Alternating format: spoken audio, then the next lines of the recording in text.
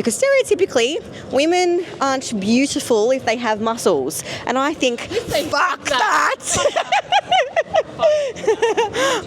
We're strong, we sexy, we confident. See, look at that booty. Hey guys, I'm really excited because today I'll be joined by the one and only Ruby Roylance. I almost said your name. How do you? Ruby Roylance. Ruby Roylance. Who is a wellness competitor. She looks incredible and she should be a pro by now. You almost got your pro card. No. You'll go back for your revenge, not revenge, you go back. She'll be back. She will be back, but she's also got incredible glutes. And she's an online coach. She runs her own podcast. What's your podcast now called? Let's Be Real. Let's Be Real. Which we filmed an episode yesterday. Yeah. And we'll be taking you through a glute session for those juicy wellness glutes. So come join us and we'll be up to lots of mischief.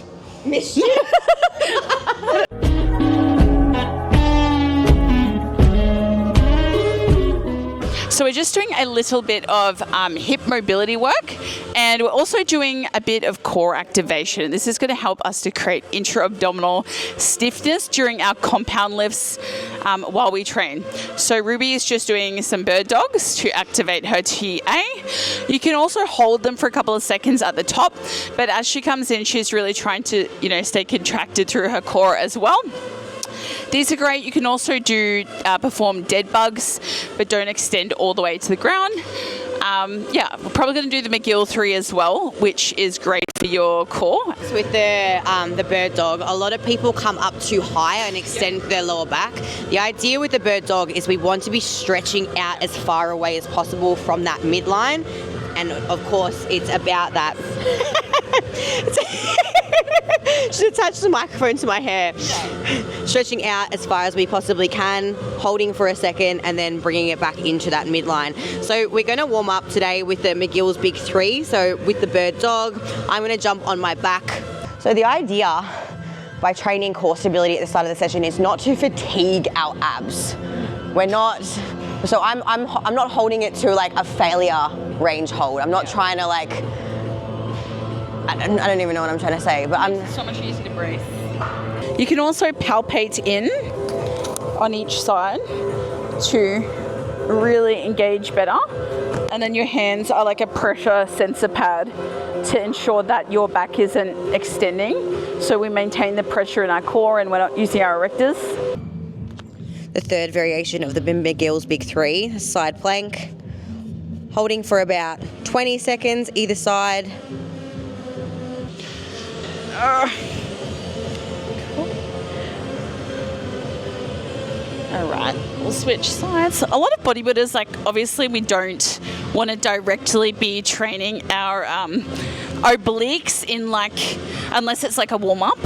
I try and just aim for abdominal crunch work and not really working my my side handles. The aim isn't necessarily to load up. Yeah. Our obliques. I mean, for some people, absolutely it would be, depending on what their goals are. But for us, because it's more, our goal is more aesthetic based, we definitely don't want those big, juicy obliques. Not on stage as a wellness athlete. A dishwasher being a dishwasher, as Jacob calls it. Yes, exactly. All right, so first we're starting with a cable kickback. And is this for glute med or glute max? Glute max specifically for me. If you want to do a glute med variation, that's completely fine. I just like to do these as a priming exercise before we start any type of compound movement. So we'll probably do these. We won't even necessarily need to work these to failure. Can also be utilized as a bit more of like an activation styled exercise as well. And then we'll move into an RDL and then a squat variation as well. So let's go. I'm doing more of a glute max bias cable kickback. So because of this, I want to make sure that I kick back with a straight foot and that it doesn't come out to the side like you see a lot of people doing. I'm keeping my foot on a plate or a platform here to make sure that my hips stay nice and squared, and also so that this leg here doesn't touch the ground and I'm able to keep that nice straight foot. As I kick back, I'm thinking about coming up with my glute, not with my foot or my ankle.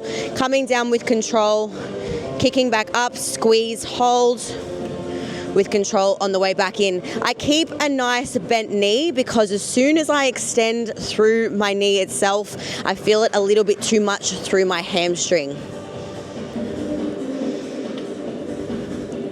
The reason I have my chest so far forward like this is because it allows me to keep a little bit more stability through my core. As I kick back, I want to make sure that I'm co-contracting through my core at the same time. So my favorite cue with a kickback lately has been pretend that you're kicking it back with your glutes. So if we're completely trying to just imagine that the leg isn't even part of our body, if we're just trying to kick back with our hip and allow the leg to follow. So just initiating with that glute. Because a lot of the time, if we think of a kickback, we just think of like kicking back with our leg, and the glute is like an afterthought.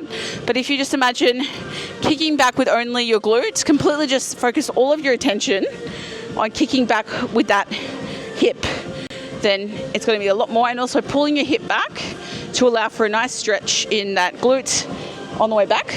And really, really important that you brace your core, contract your core as you kick back and as you release. Because if you don't, it is going to be using a lot of back, your erectors, and not really using the glutes properly.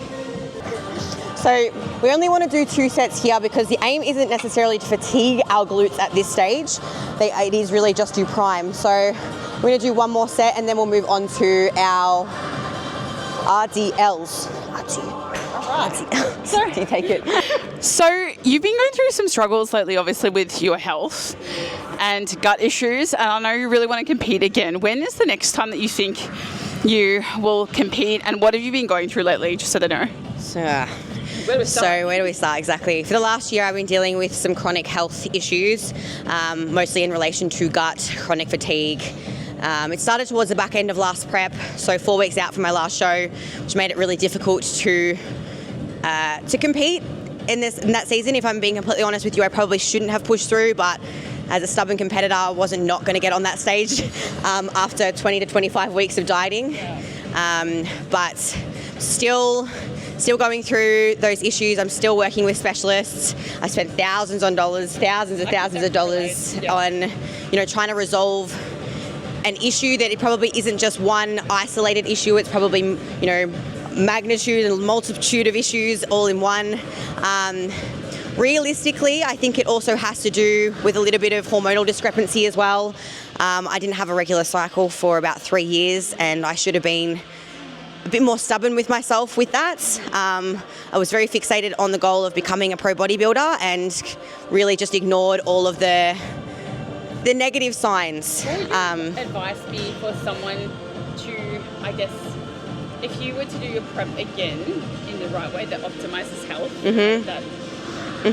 I think at the end of the day, a prep in itself isn't necessarily a healthy way to approach anything. Like a diet is not a sustainable method, or we don't want to be in a diet phase forever. But at the same time, I think that you want to be in an optimal position in your off season to start the prep itself. I didn't have a regular cycle in my off season to start with before I even entered the prep. So I was going through 2 to 3 years prior to competing and already wasn't in a good place. No wonder why I started dealing with all of these things towards the back end of prep. It was just, it's a constant cycle. I think that you need to make sure that you're already in a physically good spot before you decide to enter a contest prep. So important that you get your calories up to a high level, you make sure that your gut health is all sorted, you don't have any kind of issues there, that you've got a regular cycle, all of that. You just want to make sure everything is optimized before you kind of go into that prep, because things are only going to be way worse than your physiology. Any issues are always going to be heightened during a contest prep because dieting in itself is a stressor. Absolutely. So you asked me when I was going to compete again. Yeah. If everything is in order, I would love to say that I'll compete at the end of 2026. So that is still 2 years away. Even though that sounds like a long period of time, when you break that up into blocks of like training cycles, it's really only like a year and a half of like a designated growth period. But realistically, I still need to get my hormones in check. I need to get my gut in check. So that by the time I resolve all of that, which I would hope is in the next 6 to 8 months, I'll realistically only have like a year to have a proper growth period before entering into another comp prep. So ideally 2026, but at the same time, I'm not opposed to never getting on stage again if it's not going to be on the cards for me, because my main focus now is health, fertility. Even though it seems like a long way away, I want to have kids in the next 4 to 5 years. And I need to make sure that my body is in an optimal healthy state in order to be able to conceive. And so what I do now is going to indicate how easy it's going to be for me to have kids. So that's 2 years ideally, but we'll see. So now we're moving into a glute focused variation of a machine RDL. I've actually never really tried this before. I have for hammies, but she swears by it for glutes. Amazing. We're warming up, or is this still working? That's very true. Thank you so much. I feel like I just come back and you just be like... It's exciting because Ruby is the first person I've ever really had on this channel that we train together. I'm very picky about who I train with, especially females. Most of them don't train hard. But Ruby trains incredibly hard. I think should definitely put me to shame. Oh, no. I don't like these straps. No. I'll just do one set, yeah.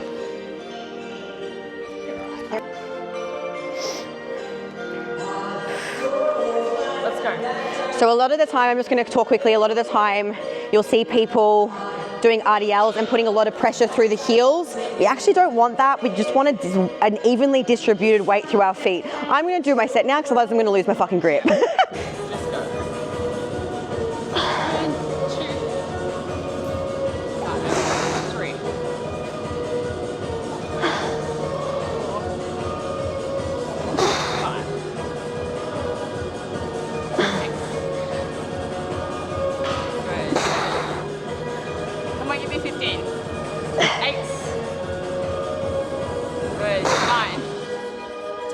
Tight core, draw with the hips, good.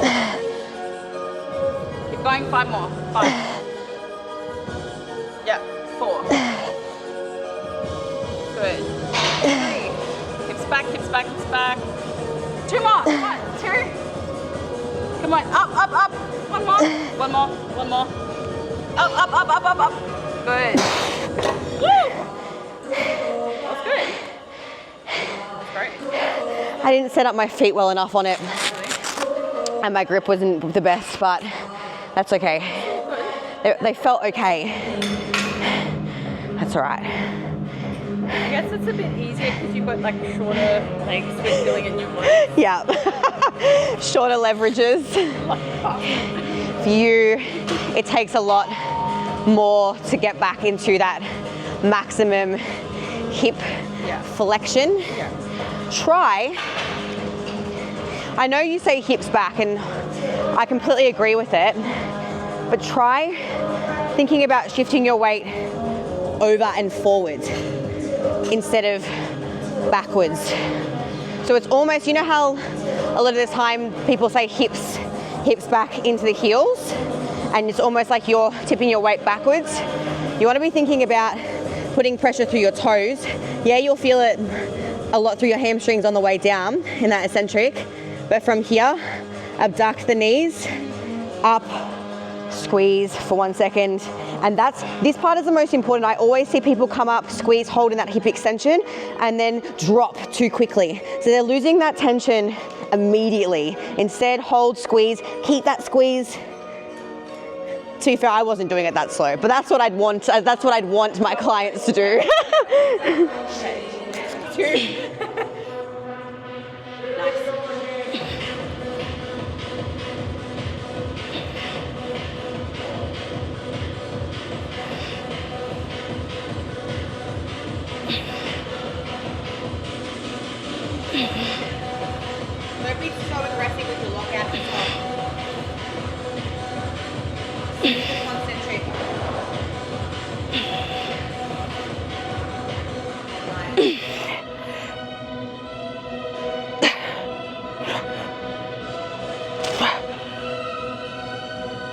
Push.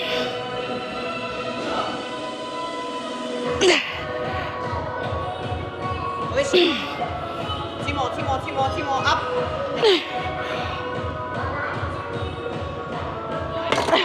Hey, looks good. Oh, my glutes. They hurt. Good? Any Let's go. lower back? No. I love training with other people because you've always got something to learn. Always something different to take on board, and she's got a fucking phenomenal physique, so. But obviously we are all different levers and our, mechanics are different. So the way, for example, Ruby sets up an exercise may not be that effective for me for targeting my glutes because I've got longer femurs naturally. So you will have to adjust exercises based on your individual anatomy to make it a bit more fitting for you. So cardio in the off season, how much cardio and what kind of cardio did you used to do? Abort mission! Abort mission! No, you know what? I'm a big fan of prescribing it. Not doing when it comes to doing it myself, do what I say, don't do what I do, because I would like to say that yes. And also I make sure that I always have a consistent step count. So 10,000 steps a day minimum in an off season or an improvement season or whatever you want to call it. And then between 12 and 15 generally in a prep, and then of course the added active cardio. But I am a big fan of active cardio in an off season as well, even if it's just like 2 to 3 20-minute sessions, or even just like 30 minutes of list cardio in the morning. You don't want to reach cardio failure on your lifts, you want to reach muscular failure. Absolutely. And you, worse than knowing that you had more reps in the tank, but your cardio gave up. I promise you I'm not this exhausted.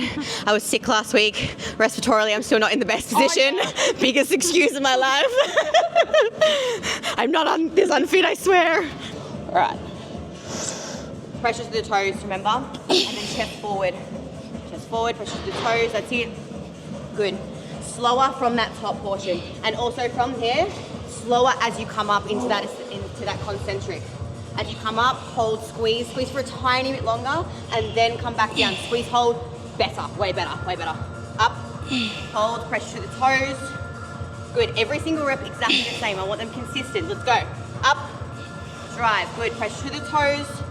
Slow from that hip extension at the top. Let's go, come on, up. Nice. Okay, these look heaps better. Good, heaps better, nice. Up, hold, squeeze, yes, nice.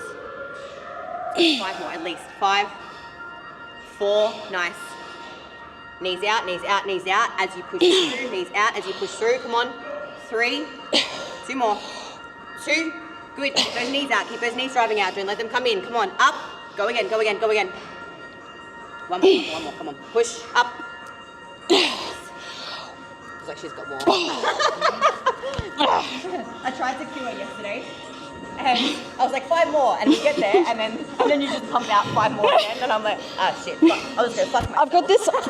I've got this own personal dialogue in my head that's like, keep going, you worthless piece of. You also know your body better than anybody else. Yeah, 100%. Like, I feel like I will go to failure, but at this stage in my training career, I'm mostly going to a technical failure. Yeah. So I know what it means. I know. So let's just, as an example, an RDL I want to feel predominantly in my glutes, hamstrings, even sometimes in my back, but I don't really want to because I don't need to grow a back, but it will obviously be upper back focused as well. And there will get to a point that my technique will start to slip a little bit, and that's where I would say, okay, we probably need to call it now. That's when the reps, because I could pump out maybe 5 to 6 more. Yeah, if they start to look like just like pulling it up with whatever form possible. We don't want to get the weight up with any fucking form possible. That's not the goal. What's the point of lifting? And you learn 300 time though as well. I think that you learn what technical failure feels and looks like. Absolutely. As you advance in your training career. I didn't know what the fuck that meant when I started. I would just move from A to B. I didn't even know what a mind-muscle connection was when I first started training. And also, over the years, I have established a better mind-muscle connection. The stronger my muscle has gotten, the better the contraction has gotten as well. Every single year, I figure out better and more optimal ways to train. Every single year, which is fucking phenomenal. I never feel like I know enough, and I never feel like I could be advanced enough in my own training. That's a sign of a very good and very humble coach. Like, honestly though, if your coach thinks they know everything and their way, their method is like the best that ever exists, and they're not willing to flex or change, I'm sorry, but that is a bad... No, I agree. I agree. We can never know everything. It's completely impossible. We're constantly learning as we go. I feel like my coaching methods look completely different, model-wise, than they did 3 years ago. Yeah. Like, completely different. I'm a much better coach for it. But I also know that I'm going to continue being a better coach, and I'll be a better coach in 2 years, and I'll be a better coach in 5 years, so on and so forth. I'm still a fucking great coach. Absolutely. Like, I've had many coaches that have different ways of doing things. Like, some are very high volume. There are different ways that work right, but I guess over time I've just refined what works best for me and taken little bits, left the bits that I don't like. And he was just saying, he was like, it's really interesting to see how our techniques differ. Yeah. And I said, well, there's a couple of reasons why that could be. Obviously, the first reason being techniques can absolutely differ depending on somebody's anatomical structure, but also I think there's a difference of opinion as well in what's technically optimal. it's not one way. It's not one way, exactly. Yeah. Like, I look at some of the things that you do and I'm like, I wouldn't do them like that. Yeah. And you would do you would look at me and say the exact same thing, because we may have even learnt through different mentors, different processes, and because there is so many differences of opinions out there within the industry, and there is like, I don't even know what I'm trying to say. I've lost my train of thought. Anyway. So next we're moving into a reverse squat or a where I want to be. or you can call it like a reverse V squat. But this is a more glute focused variation of a squat. So we're not creating too much knee flexion, meaning that we want a bit more hip hinge, and we're pulling our hips back, trying to have relatively vertical shins as opposed to like being upright with a lot of knee bend. So what got you into the gym in the first place? No, we're not doing this. No. Specifically bodybuilding or the gym when I first started training. I mean, we touched on it yesterday within our podcast. Let's be real, it's my podcast. Hashtag. No. Yeah, exactly. But yeah, I got into the gym initially when I lived overseas with an ex-partner who was into the gym himself. So props to him on that side of things. However, he was not very nice, and he was quite domestically abusive, both physically and mentally. So not a great time in my life, although it did get me into the gym, and it also got me to stay in the gym a lot longer, just purely for the fact that I didn't really want to go home. So I used to spend 3-4 hours with my PT at the time, shout out Amar, who got me into the gym. And just being a highly competitive person, I went from A to B quite quickly. I always really enjoyed the extremities and the rigidity of bodybuilding, not necessarily just being in the gym. So the appeal of being on stage and jumping on stage was there quite immediately. I loved the act of building my body to be strong and powerful and resilient, and I just felt so every single week and month that I was noticing more and more progress and results in the gym. I just felt more and more in love with my body and the person that I was becoming and shaping my fucking identity. Exactly. Shaping my identity and when I was able to walk away from that particular relationship as well, I felt very in control and independent of the person that I was able to become, and the gym was a huge part of that, because stereotypically women aren't beautiful if they have muscles, and I think fuck that. We're strong, we sexy, we confident. See, look at that booty. I feel like this is one of the pieces of equipment that you feel like you need to have weight on it. Yeah. To be able for it to feel like distributed correctly. It's an odd one because my femurs are so long that I struggle with glute activation, but... Are you okay to do this over the belt squat? Yeah, it should be fine. Because the issue with this, the V squat, is when you do have long femurs, you're going to end up obviously leaning forward a lot more, and then sometimes it can be a little bit too erector focused as you push up. Do you want to use...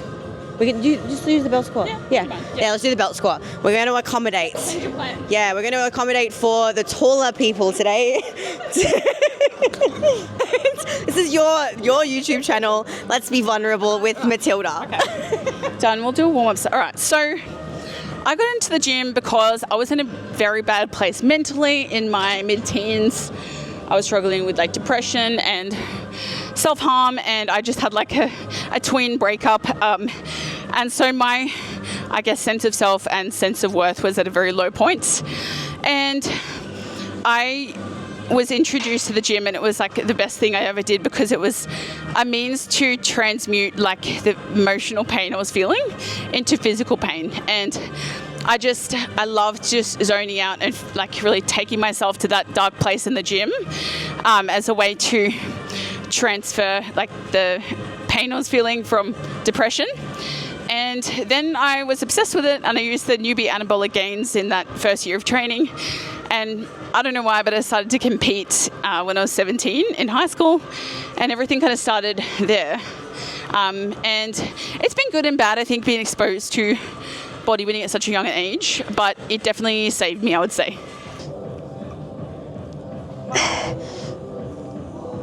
Two more. Up. Yeah.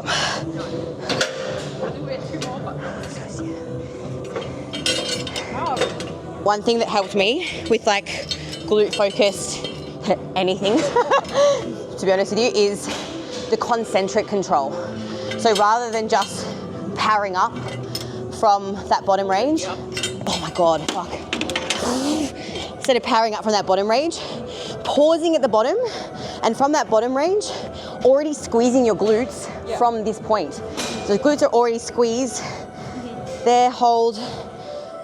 There's pretty much not one moment of time that you're not visually thinking about the booty. A good cue I like to use with my clients, especially for like a hip extension, but you can apply this as well, is imagine that your glutes are like a hand, and we're grabbing with the hand as we're contracting, relaxing with that hand as we go down. So you're like scooping up. At no point are we just like chilling and just like letting it dumping it down. You're always maintaining tension in the glutes. That's a cool analogy. Yeah. That's an analogy, right? Yeah. Okay, good. I'm not dumb. So here we have a real life female bodybuilder in her natural habitat. I'm just going to be like, I need a fart. Can you imagine that? No, like, I think I might. Oh my God. I'm wearing grey as well.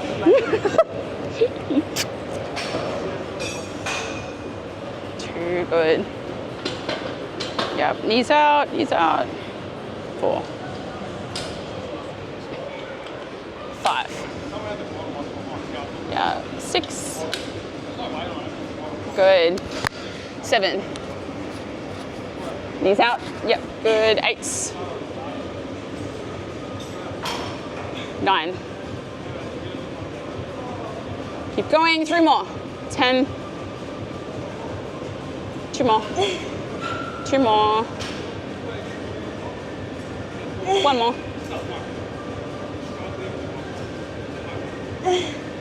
1 more. Up. Good. That was great. That was starting to be more quaddy as well. Awesome. Oh, really? Yeah. Mostly glute, but then like your glutes are going to fatigue at some stage. I nearly shotted.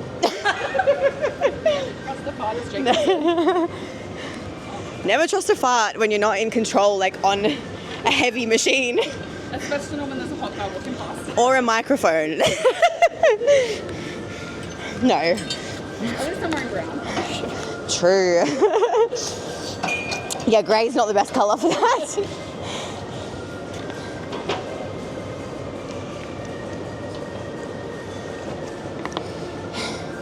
Good. Push the hips back. It's back, that's it. Nice, 1. 2, good. 3. Hips forward, you don't need to necessarily go upright with the torso. 4. Keep constant tension on those glutes. 5. That's it. Constant tension. Let's go. 6. 7. Perfect. 8. Control the concentric as well. That's it. Beautiful. That was a beautiful turnaround. Keep it there.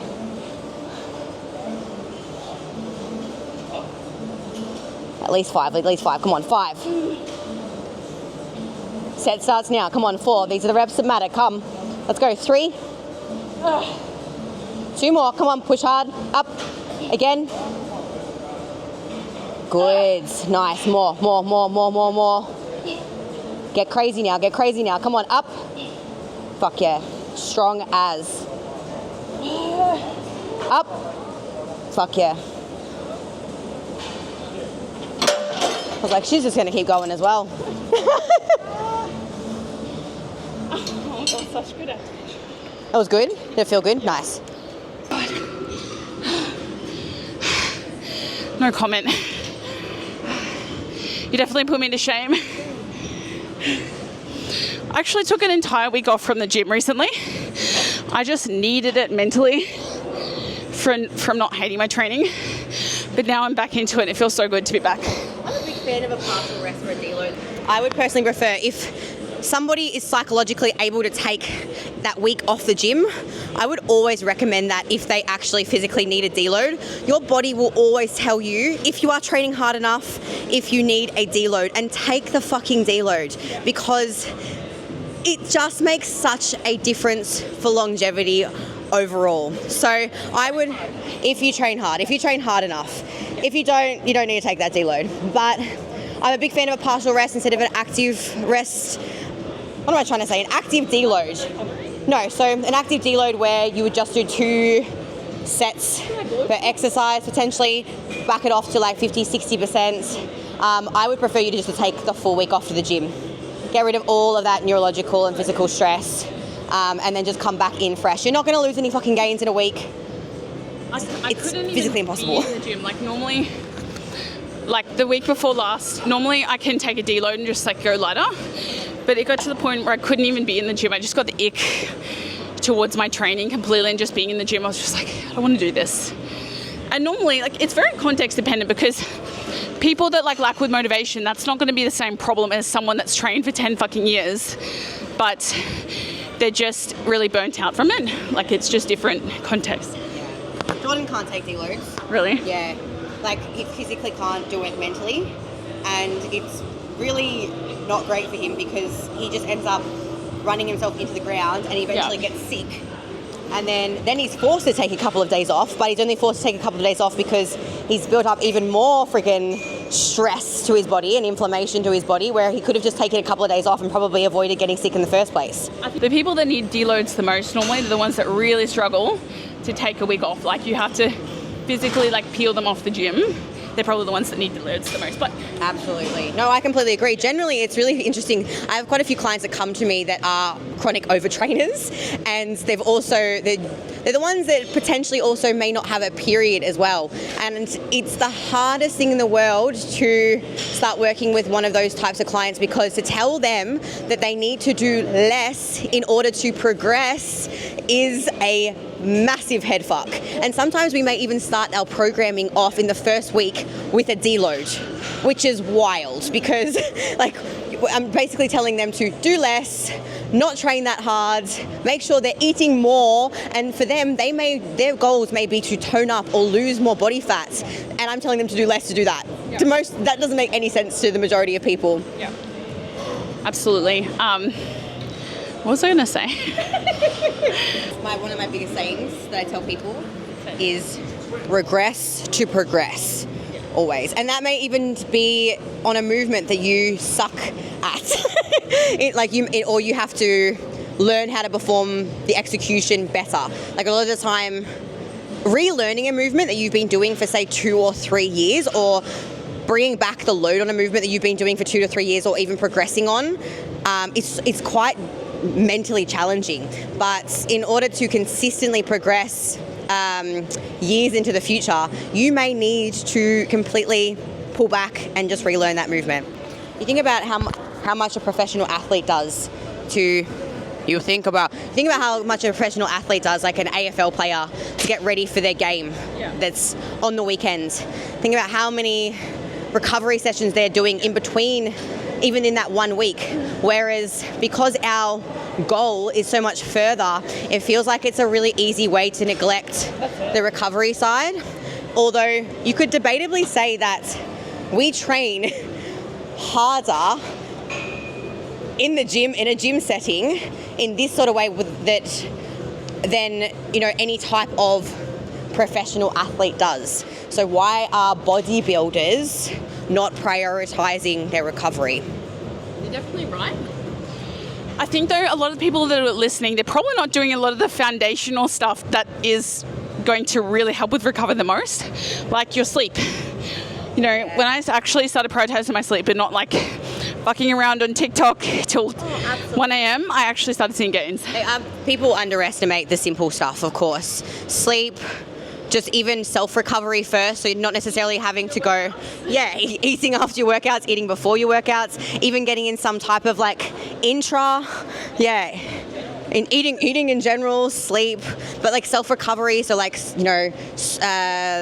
foam rolling, stretching, dynamic stretching before, static stretching after. To be fair, I do static stretching before and after. A lot of people say don't do static stretching before you train. I'm a big fan of it because I sit in a flexed position all day at my desk. So I want to access those ranges before I train. So Ruby can also do the splits. No, not anymore. My hamstring's back. Really? No, I've been trying to do it. I've gotten up to here. That's not disgusting. But that middle stretch. That middle stretch. Apparently I have a Kiwi accent now. Okay, so next we're moving into a lying hamstring curl. I love to use this mat. This has been my latest obsession. So basically putting a mat with this thickness on it, it allows you to get a lot more range of motion and a greater stretch in your hammies. And that's why I'm a fan of using this mat. So I'm going to do a couple of warm-up sets. And a real game changer for me lately in my technique has been when I drive up, so right before I drive up, I'm thinking about posteriorly tucking in my hips. So tucking my hips, my pelvis underneath, squeezing my glutes and driving them into the mat. Big breath, bracing my core as I rise up. And then I'm also, what I felt lately is if I don't think about like flexing my feet and I just kind of relax them and only think about my hamstrings being a bicep, just completely, disengaging my feet, just contracting with the bicep. Big breath at the bottom, bracing my core, squeezing my glutes, tucking in the hips, completely just relaxing my feet, contracting the hammies. I feel it so much more in my hammies. And using a really controlled tempo, going all the way down. A lot of people do partials. We want that full stretch at the bottom. That is going to give us the best bang for our buck with hypertrophy. And then as I go down, I'm also thinking about driving the hips up to get a greater stretch in the hammies. And I'm contracting it quite slow as well. I find if I contract really hard and fast, it tends to be a lot of calf, but also a lot of other muscles that aren't supposed to just take over. So I can really isolate my hammies well if I drive up slowly. Working around an injury at the moment. I've got sometimes I get Baker's cysts on the back of my knees, so I'm just going to be very careful. 5, good. Yep, just think about completely relaxing your feet, just relax them. I'm trying. Yeah. Just only think about your hammies contracting, just relax. There. Yeah, just relax, control it. Yeah. Relax. Yeah. Control it. Good, good, good. 8. You're definitely less strong when you relax them, but it's a lot more hammy. Keep going. Keep going, keep going, keep going. Big breath. Full stretch. Big breath. Now bring your hips up. Good. Tight core. Tuck the hips in. Good. Control it, control it. Hips up, hips, hips up. Good. Yep, 3 more. Big breath. Think about bring your hips far away from the knees. Good. Keep going, come on. 2. Tight core, tight core. Keep up, up, up, up, up, up, up, up, up, up, up. Keep the hips in. 2 more. Come on. Up, up, up. Give me 5 more. We'll do partials. 5. Yep, all the way down. 4. Yep, 3. All the way down. 2. 1. Oh, yuck. Fuck Oh, you. high five. Do partials, but great.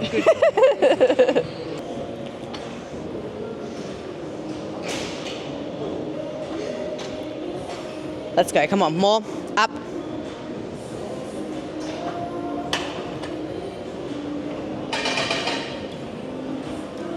We want that big hamstring hang. Let's go. Come on, up. And again, all the way, all the way, all the way, all the way. Good. Fucking strong, girl.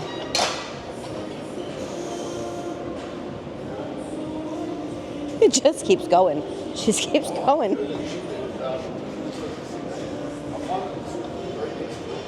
Up. No, okay. Up. How many was that? Like 30? That was a really, really good set. How many was that? I think 22. Yeah, I was going to say it was like high reps there. Fucking hell. So what I'm thinking about during that set is like the reps that matter the most, obviously they're the ones at the end that you've never done, and I'm sure you've overheard this, but basically if you're doing that entire set, you're going to where you almost do those stimulatory reps.